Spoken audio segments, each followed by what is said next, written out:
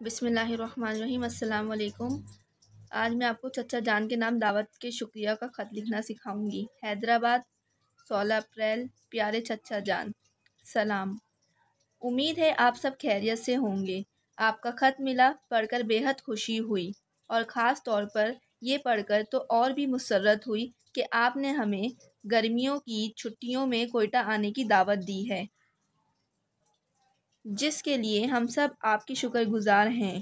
یقین جانیے کہ مجھے اور سب گھر والوں کو کوئٹہ کی سیر کرنے اور خاص طور پر زیارت کی تاریخی عمارت دیکھنے کی بڑی پرانی آرزو تھی۔ ہم سب اس سے پورا فائدہ اٹھائیں گے اور ضرور حاضر ہوں گے۔